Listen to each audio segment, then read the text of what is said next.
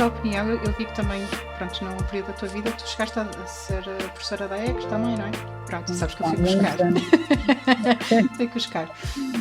Uma coisa que nós temos, pronto, fazemos esse esforço, e atenção que eu estou nos primeiros passos de herbalismo, está bem? A primeira aula que eu vi de herbalismo, eles falaram em tantas plantas, que eu disse, meu Deus, eu nunca vou conseguir decorar isto tudo. Mas pronto, mas depois com os anos, uma pessoa vai... Esse é outro problema também, né? Ai meu Deus, parece que tem que saber tanta coisa. É, mas pronto, mas depois com o tempo, não é? Pronto, não desanimem, as pessoas vão até chegar aqui ao patamar da vitória.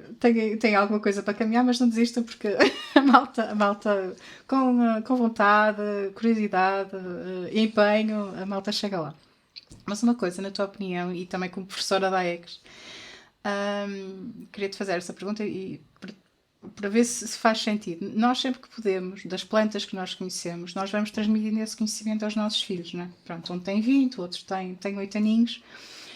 E quando vamos caminhar, dizemos, olha, isto não é só uma árvore, isto é um carvalho, e pronto, e tem estes benefícios. Olha, isto este é o umbigo de Vênus, pronto. Ou seja, vamos também dizendo que...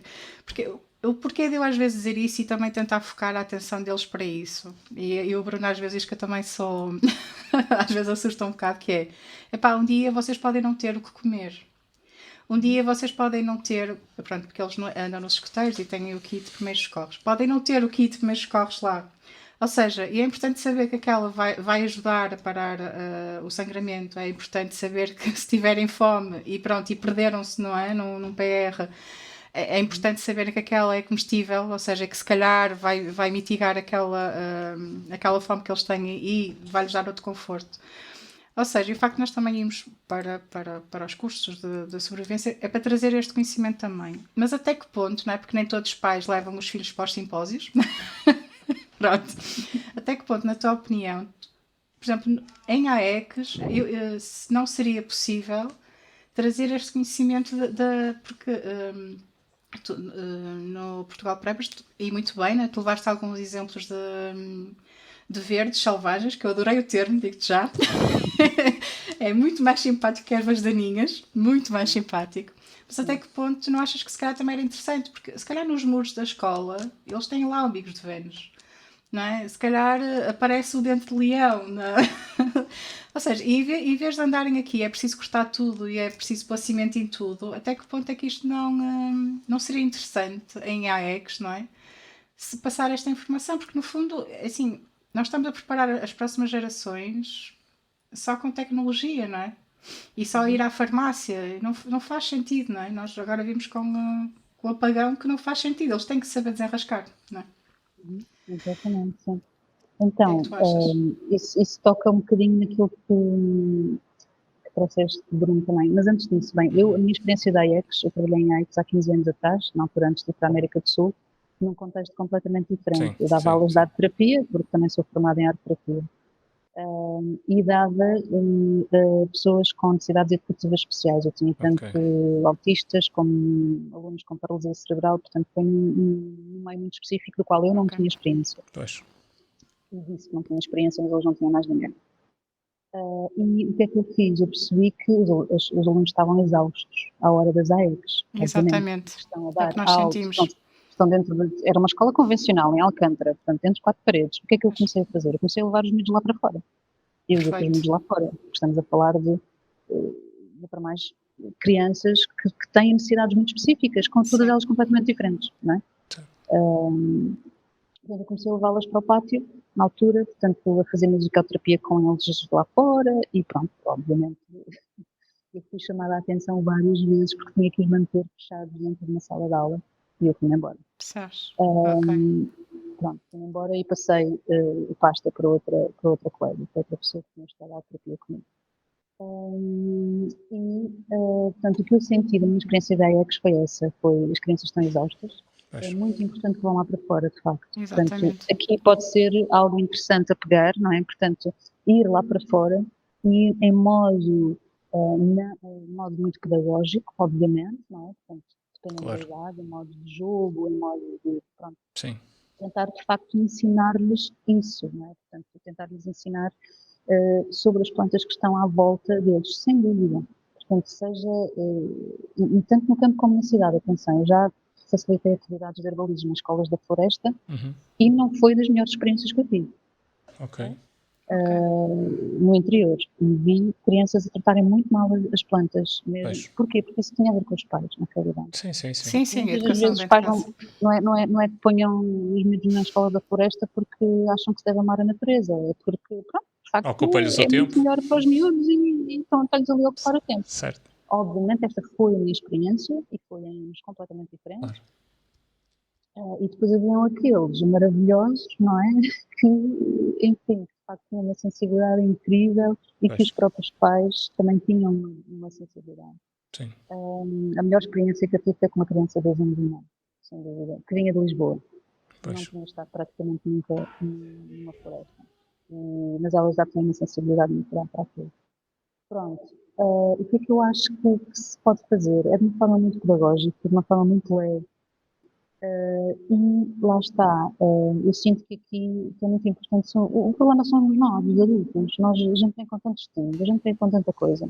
É verdade. Eu acho que nós adultos é que devemos andar na escola, não as crianças, na realidade, porque nós não precisamos de reaprender muita coisa. Sim, Sim, sim. é verdade, afastamos. Porque às vezes, eu como professora, porque já fui professora e trabalhei em creches, em cantários, em escolas, eu vejo depois de um trabalho que às vezes se faz, sobretudo quando a gente quer fazer um trabalho mais profundo com os miúdos, que depois o trabalho é muitas das vezes desfeito em casa porque não existe uma compreensão daquilo que se está a fazer. Né? Exatamente. A perspectiva de quem trabalha do outro lado, né? De quem Sim. está com os filhos dos outros na escola a trabalhar e a ensinar. E a questão cultural, não é? Estamos completamente desligados, principalmente essas pessoas. Sim. Portanto, quando, assim, a tecnologia obviamente é ótima, é incrível para coisas que nós precisamos e que são tão boas e tão essenciais e que Sim. nos podem dar qualidade de vida. Não é para facilitar no sentido de emborrecer, eu não acredito nisso, é sim dar qualidade de vida, não é? Por exemplo, pessoas que tenham mesmo dificuldades motoras e físicas, Claro. não é? Claro que sim, é tão bom para essas pessoas, mas não é nesse sentido que a tecnologia está aí neste momento, não é? Portanto, Pois ela não. está aí no sentido de nos facilitar tanta coisa que já ninguém sabe nada. Pronto. E qualquer dia não fazemos nada, né? Estamos parados sem fazer nada, só com telecomando e Sim. Sim. Já se está a ver que estas novas gerações estão a nível de capacidades estão inferiores às gerações anteriores, ou seja, por causa disso que estás a dizer. Já é claro, aliás, já assustador. se vê fisicamente, vê-se por Sim, crianças com problemas de coluna, sim, sim. enfim, pronto, variedíssimos problemas. Certo. E a questão é que, pronto, muitos depois dos pais também, na realidade, aquilo é um reflexo, não é? Claro, Muitas das claro, vezes. claro. Então, o que é que passa? Passa por, efetivamente, aquilo que tu estavas a tocar, Bruno, no início, que eu acho que é muito importante, que é, não vamos agora todos, de repente, viver para o campo para ter uma Sim, experiência com a natureza. sim. Não. Viver nas cidades, pronto, é um facto, as cidades não são sustentáveis. Certo. Não há funcionalidade, há imensos erros constantemente em todas Sim. as cidades. Isto é importante percebermos. Agora, vivendo na cidade, o que é que nós podemos fazer de diferente, Sim. para melhor, não é? Portanto, Exato. as cidades precisam de ser redefinidas. Precisam. Às vezes até há muito mais potencial de comunidade nas cidades Sim, do que nas aldeias, muitas das vezes. é verdade. Então, eu já conheci prédios em Lisboa que têm grupos de WhatsApp, por exemplo, de vizinhos. E às vezes isso não acontece no interior. Não é? Portanto, ou seja, que as pessoas de facto perguntam tipo, o que é que precisam umas das outras, não é? O que é Sim, que sim, podem sim. ajudar. Portanto, o facto de haver hortas urbanas também pode pôr as pessoas também em maior contacto, não é? Portanto, o que é que se pode fazer estando nas cidades para redefinir as cidades, não é? Exato. E isto, por exemplo, se tiverem interesse, o Movimento em Transição é uma excelente inspiração Ok, vou neste pesquisar. sentido e que se está a fazer muito na Bélgica, muito em França, muito na Holanda, muito na Inglaterra. Aliás, o fundador vive no sul da Inglaterra, o Watkins, que é uma pessoa que tem dado muita inspiração. Não Eu percebi o nome, lembro-me, desculpa. Não percebi. Movimento e Rob, transição. Não, o nome da pessoa que disseste. de Robert Robert. Hopkins. Ok. Ele tem um livro fantástico, que 2 livros já que escreveu recentemente. Os títulos são muito extensos, não sei reproduzir neste momento, mas é qualquer coisa e se mudássemos o futuro do amanhã. Ok, ok. O mundo que podemos. Ele trabalha muito com o poder da imaginação. Eu tive uma experiência, por exemplo, quando eu vivi no campo e depois voltei uns meses para a cidade, fui para a casa da minha mãe, num prédio, e aquilo tinha um grande potencial, aquele prédio tinha canteiros que estavam ao abandono. Eu cheguei Ok. lá, perguntei ao do condomínio se podia, condomínio na realidade, Sim, sim, sim. a pessoa que toma conta do prédio, Certo. não é que toma conta, mas se eu podia plantar lá umas coisas. E eu comecei a plantar, até hoje, há pouco tempo eu voltei a esse prédio, até hoje estão lá as plantas que eu plantei. Eu recolhia a água da chuva e os vizinhos do resto do chão começaram a recolher a água da chuva, usava a casa bem seca, na altura num apartamento, ou seja, e as pessoas começaram a perceber os benefícios que existia e às vezes basta só uma pessoa fazer esta diferença, mostrar que se pode fazer diferente e que é tudo para o benefício de todos, não é? Portanto, se os jardins em Lisboa, no Porto, sei lá, em Leiria, não é? Portanto, nas grandes cidades fossem combustíveis, porquê que os jardins não são todos combustíveis? Porquê que os baldios não são combustíveis? Porquê que não há rebanhos de ovelhas no meio da cidade, em certos sítios, não é? Sim. E isto é só nós começarmos, efetivamente, porque já que existe aquela infraestrutura, e já que a natureza é tão forte em todo lado, não é? Porque há ervas a crescer no meio do asfalto. Claro. Sim, exatamente. Ou seja, para nós, porque nem todas as pessoas podem ter uma possibilidade ou querem, efetivamente, mudar-se de repente para o campo, porque assim, no campo também existe muito individualismo, existe muita coisa que não é bonita de se ver. Não é? Eu acho que até acaba por existir mais, porque não há aquele conceito de comunidade, e acho que já chegámos num podcast a falar sobre isso. O conceito de comunidade que às vezes se fala e que tu há um bocado falaste que tentaram um projeto, hoje em dia, como nós temos a nossa sociedade, não vai funcionar, porque é pegar... Isso tem um trabalho de tempo, é tempo. Não, independentemente disso, tem um trabalho de tempo a acontecer, porque nós pegamos naquele vídeo que eu falo sempre que era da aldeia como é que ele se chama? No Gerês. Eles estavam muito afastados. Sim, existe um vídeo que até é um produtor aqui do Porto que fez antes deles fecharem a barragem, encher a aldeia de água. Eles fizeram o último ano de vida daquela aldeia. E eles mostram lá o que é de facto... Que era naquele tempo, viver em comunidade, e o que é que representava viver em comunidade. Sim, existia a questão dos terrenos de cada um, mas todos tratavam de tudo, do gado, dos terrenos, e tinham tarefas específicas para toda a gente o tempo todo. Hoje em dia, principalmente nos ambientes que nós normalmente estamos, tanto no interior como aqui na cidade. Isso é um caminho para ser feito, ou seja, acho que se tem que ser feito, mas...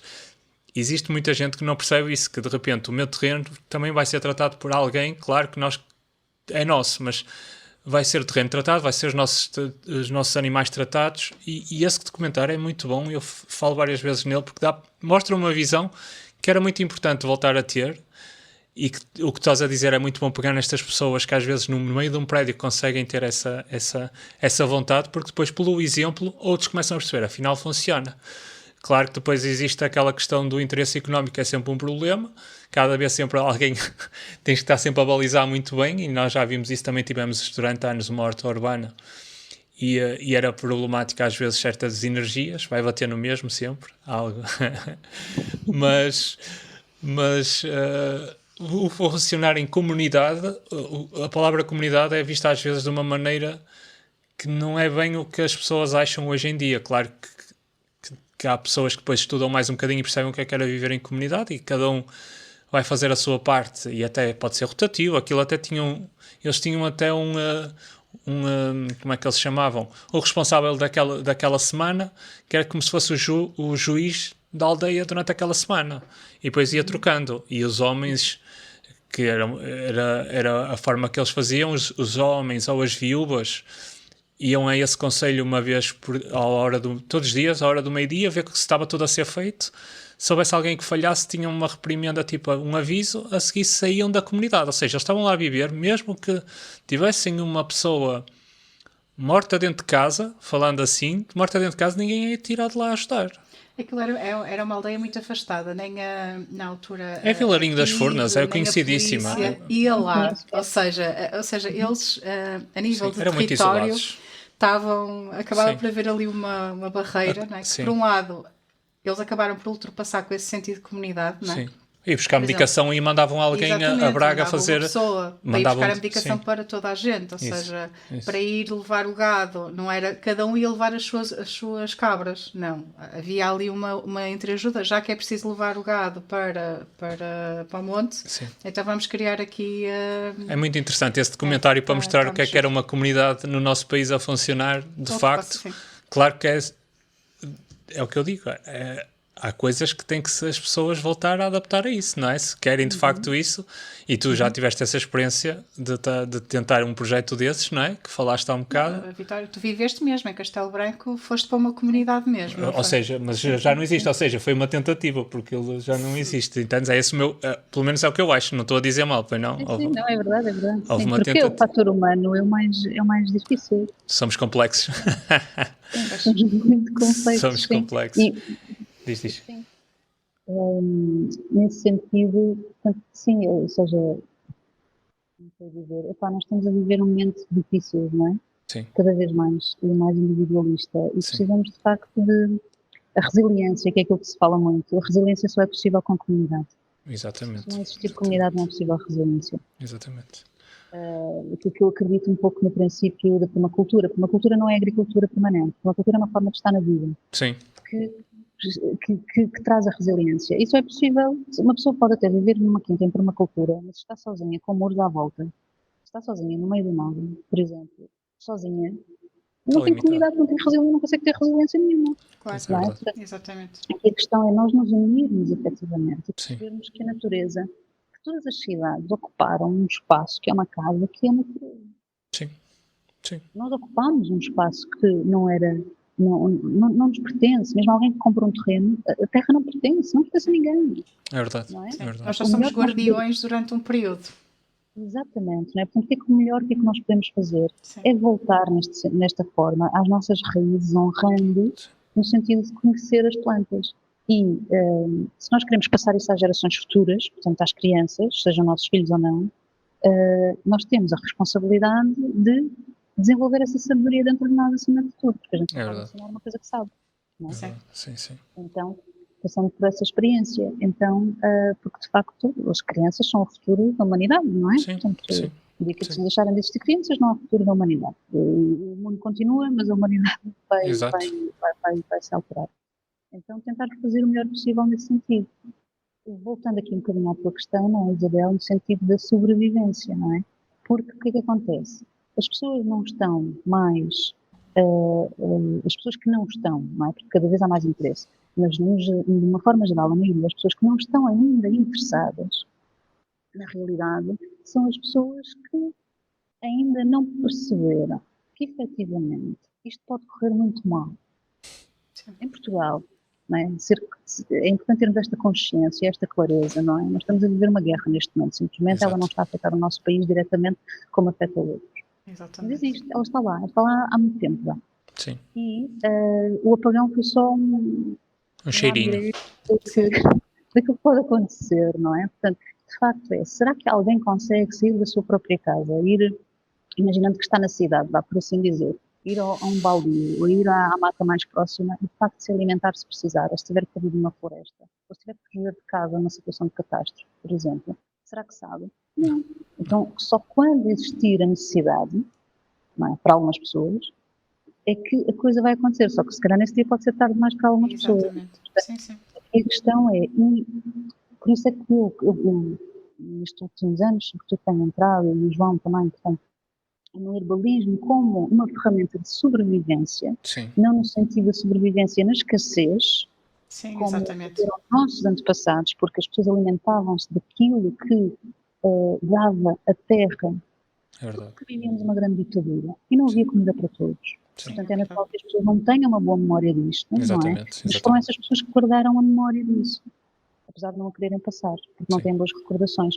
Então, cabe-nos a nós, filhos e netos dessas pessoas, recriar a história e, de facto, trazer esta sobrevivência, Sim. sem termos que ser todos nómadas, ou sem nos tornarmos todos nómadas, daquilo que os nossos povos nómadas Sim, sim. sabiam. A cada sítio que iam, Sim. eles sabiam o que consumir e o que não consumir. Não é? Portanto, voltar e trazer isso para os nossos filhos, É não verdade. é? Portanto, para as nossas crianças, como que não tem que ser, que não é vergonhoso, não é vergonha nenhuma. Aliás, devíamos era ter vergonha de irmos ao supermercado, comprar verdes plastificados com Sim. químicos, Sim. ou mesmo que não sejam químicos, biológicos, o ser humano devia ter vergonha, não dá nós, É verdade. podemos ter vergonha de fazer isso, Sim. não é? Sim, sim. Portanto, é um bocado a psicologia invertida, perceber, quer dizer, qual é a necessidade, se eu posso plantar ou se eu posso ir buscar, não é? Agora, Exatamente. E eu acho que até é um bocadinho converter o nome de sobrevivência, porque aí é um bocadinho, de facto, como estavas a dizer bem, associado a essa escassez, converter um bocadinho em preparação, ou seja, é assim, conhecer tudo e prepararmos para ter esse conhecimento e ir atrás dessas plantas e da permacultura, como tu falaste bem, é uma das filosofias de vida que mostra que é possível uma pessoa não estar a fazer monoculturas e a destruir ecossistemas para ter essas monoculturas e conseguir com que tudo flua no que é o ciclo normal da natureza, que é uma das coisas também do que até onde eu conheço, nunca vivi a permacultura, mas já fui tentando conhecer um bocadinho e e de acordo com o que tu estás a dizer, se uma pessoa pensar, sim, é para sobreviver, mas se nós nos prepararmos, é um bocado uma preparação para não ter que sobreviver, não é? Percebes? Se calhar é um bocadinho mudar o conceito para não ser esse registro que nós temos no nosso ADN, não é? Aqui da Lusitânia, que passamos sempre grandes apertos, várias vezes da nossa história, não só na ditadura como para trás com os reinados e ainda antes disso, trazer porque eles também se preparavam a conhecer o sítio onde estavam, e isso é muito interessante o que estás a dizer, é olharem para o que nós temos à nossa volta, o que é da nossa terra, o que é que nasce espontâneo, e não estarem a inventar e a destruir espaços com essas monoculturas e com esses químicos todos que tu estavas a falar das grandes instalações, das grandes superfícies comerciais. E ver que na preparação, acho que é muito importante só trazer, que na preparação é o lugar da abundância. Isso. Portanto, em vez de termos na sobrevivência, ir para a sobrevivência como se fosse uma escassez, pá, que bom que é eu conseguir sobreviver se me faltar alguma coisa, efetivamente. Sim. Exatamente. Mas que bom que é eu conseguir colher o suficiente, porque de facto existe uma grande abundância. Exato. Então, nessa abundância, eu vou conseguir me nutrir, não é? Sim. E não alimentar, por exemplo, nós onde vamos, onde quer que a gente possa encontrar uma tanchagem ou o que for, nós usamos, não é? Porque estamos em sobrevivência, é porque Exatamente. que pode ir a algum sítio e comprar num momento que não tenho morte, por exemplo. Pois. Portanto, ver nisso um lugar de abundância. Quando nós começamos a ver na natureza, de facto, uma abundância, não só para nos servir, mas porque faz bem a todos, Sim. nós começamos a respeitar. Por isso é que eu também gosto de ensinar sobre o herbalismo, para dar a entender às pessoas a potencialidade da natureza, para com que a gente passe a respeitar mais. E isto é essencial nas crianças, não é? Porque as crianças vão, de facto, disseminar também estas sementes. E o copo ainda está vazio, não é? O copo ainda está vazio, que é a parte boa. Exatamente. Se nos tivessem incutido tudo isto desde o início, de alguma forma, não é? Pronto, seria muito diferente. Sim, Outra coisa que tu também trouxeste nesse sentido, o que é que eu acho que isto é muito importante e que leva aquilo que me faz atrair tanto o herbalismo como ferramenta de sobrevivência no sentido da abundância e não fazer parte de um nicho muito específico do herbalismo, e que foi isso que eu gostei muito no simpósio também, que percebi que eu acho que esse caminho é muito importante, cada vez mais irmos, é esse que eu apoio mais nesse sentido, é no ativismo. O herbalismo é uma ferramenta de ativismo. Sim. Porquê? Porque traz-nos soberania. Se eu consigo reconhecer as plantas que estão à minha volta, eu não preciso reconhecer nem 50, nem 100, muito menos as exóticas, porque vivo num clima continental. Exatamente. Eu se souber 10, e se eu souber usá-las bem, eu consigo manter a minha saúde natural de uma forma equilibrada, eu consigo curar determinadas doenças ou coisas que sejam mais simples, a minha família, os meus animais, a minha comunidade, a comunidade que está à minha volta. Portanto, eu tenho muito mais soberania, eu tenho muito mais autonomia, eu não preciso de um sistema que me diga que eu tenho que tomar um paracetamol. É verdade. Exatamente. É verdade. Sim. Eu posso escolher ir tomar o paracetamol, mas antes disso eu sei o que fazer antes desse caminho. Sim. E se não tiveres à mão, sabes o que usar. Exatamente. Claro, Portanto, sim. esta soberania que nós estamos a precisar cada vez mais. É sobretudo num mundo em que a tecnologia está a reinar a inteligência artificial. Não é? Sim, Exatamente. sim. Ainda agora estás a falar disso, eu lembro-me perfeitamente de ouvir recentemente aquele doutor muito conhecido que fala sobre a medicina que hoje em dia é considerada que não é convencional, não é? Agora está-me a falhar o termo, que ele diz, não, isso é que era o natural até 1800 e qualquer coisa, quando foi decretado pelos líderes do petróleo, que é os Rockefeller, que a partir daquele momento passava a ser a medicina que hoje conhecemos como tradicional, a medicina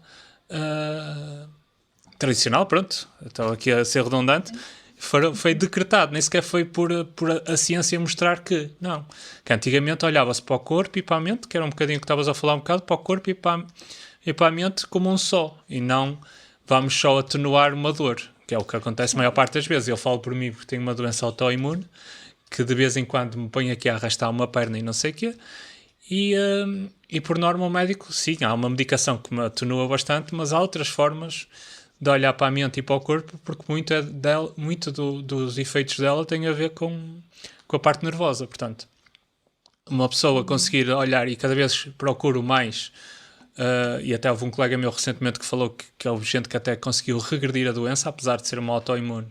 É caso muito raro, mas conseguiu regredir, e começa a interessar e vai bater nisso que estás a dizer. O facto de olhar para o que nós consumimos, principalmente a nível de plantas, e também há certas coisas que os próprios animais nos trazem de ajuda para isso, mas olhar como um todo, onde o nosso corpo é corpo e mente, não é só um corpo, onde tem uma dor e vamos tomar paracetamol, ou um anti-inflamatório, ou uma cortisona da vida que vai-nos só iludibriar, entre aspas, a achar que agora está tudo bem. Sim, porque a pessoa acaba por não perceber qual é que é a origem, não é? Está a tratar só o sintoma. E é engraçado que isso foi decretado. Eu não sabia disso, soube muito recentemente. Mas no Oriente aconteceu uma coisa parecida. No Oriente também eles olhavam para a pessoa no todo, não é? E de repente houve um imperador que disse, não, a partir de agora vamos começar só a olhar para a parte física e acabaram com Sabes onde é que vem a medicação toda? Do petróleo. Quase toda. Portanto, sim, mas pronto, aconteceu em alturas diferentes, não é? No planeta aconteceram, não, agora vamos tornar isto mais moderno, não é? Mas pronto, e é muito importante nós olharmos e tentar perceber mesmo, pronto, que nem todas as doenças, ou seja, o físico tem sempre uma origem ou emocional ou mental. Sempre. Aliás, em casos, por exemplo, o cancro. O cancro normalmente aparece um ano depois de uma experiência muito traumática. Pois. Portanto, olharmos, por isso é que lá está, Hipócrates, Santa Hildegarda diziam que as plantas, da mesma forma que não curam primeiro o físico, mas sim as emoções para curar o físico, bioenergético, o que é que lhe queiram chamar, for, a medicina chinesa atua nesse sentido, a Ayurveda atua nesse sentido, no sentido de primeiro perceber que emoção, não é? Portanto, que situação, que experiência é que nós tivemos, e que depois o que é que o corpo manifesta, é o físico que se manifesta, não é? Exato. Por isso é que quando chegam pessoas com determinados sintomas, eu pergunto o que é que aconteceu na tua vida, o que é que neste momento, não é? Portanto, vamos primeiro sempre por aí.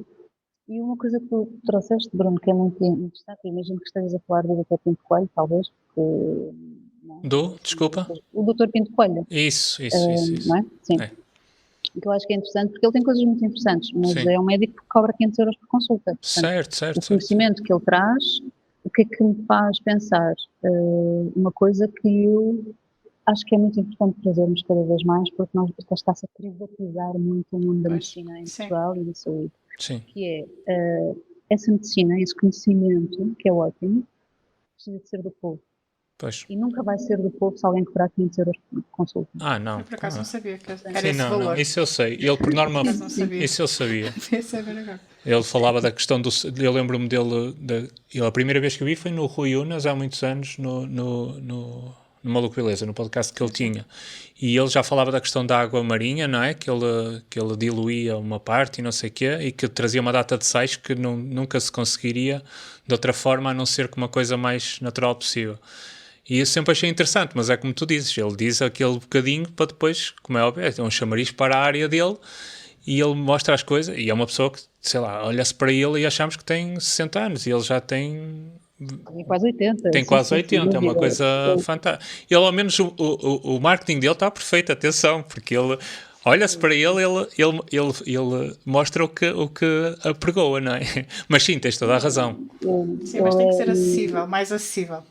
Exatamente. Aliás, claro que há médicos, o Dr. Rodrigo Ayub, de quem eu gosto muito, Sim, também, conheço. também é ótimo, mas depois nós vemos que tem claro, uma sabedoria incrível, Claro. mas depois a gente vai, quando a gente começa a esmiuçar por trás, porque eu não acredito nisso, portanto, eu não acredito numa privatização e de alguém que cobra esse valor, independentemente se alguém pode pagar ou não. Portanto, ou seja, existe, ele é defensor, o Pinto Coelho, de se beber água marinha engarrafada da Melosotis. Quer dizer, qual é que é a pessoa, quantas Sim. pessoas hoje em dia têm capacidade financeira Sim, para isso? sim, Portanto, sim. então não pode querer beber água do mar. Ou seja, este tipo de pensamento, não é, capitalista, é um pensamento capitalista. Sim, sim. Portanto, é importante assumir isso. Então, e para mim, o herbalismo é sabedoria do povo.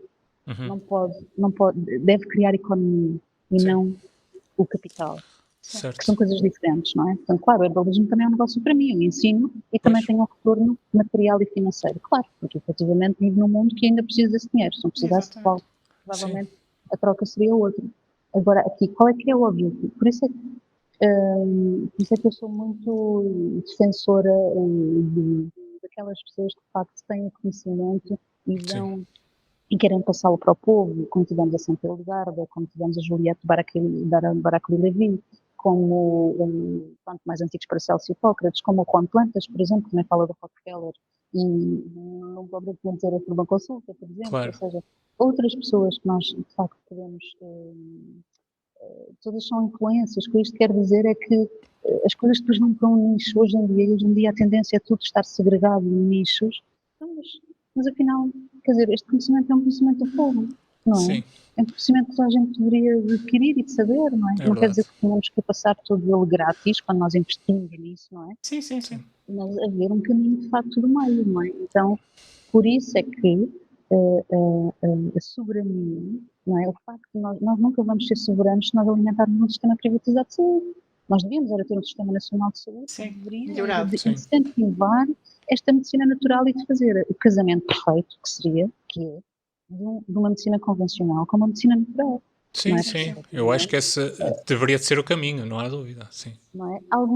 Nós temos alguns países que estão nesse caminho, França, portanto, enfim, é fácil abrir uma herbanária em França. Eu, se quisesse abrir uma herbanária em Portugal, seria muito extremamente difícil Como tudo, não é? abrir Como ou tudo. vender com Sim, sim. tudo, porque é Como tudo tudo. super burocrático, não é? Sim, sim, sim. Então, nós temos mais uma motivação, neste caso na nossa Lusitânia, não é? Portanto, efetivamente, de lutar pelos nossos direitos e É verdade. adquirirmos este Sim. conhecimento. Se houver um herbalista em cada casa, pá, não precisávamos de um sistema nacional de saúde com tendência a privatizar. Portanto, Pois. não Sim. precisávamos sequer ter médicos a cobrar 500 euros por consulta, porque se existe é porque há alguém que lá vai. Sim. Sem E a- dúvida. A coisa ficava um bocadinho mais harmoniosa para todos. Só que isto é um interesse que não interessa a muita gente, não interessa ao nosso sistema. É verdade. É aquilo que tu falaste, nós precisamos de facto do dinheiro para. Porque é a forma de troca que temos. E aí há depois quem se aproveita dessa necessidade, não é?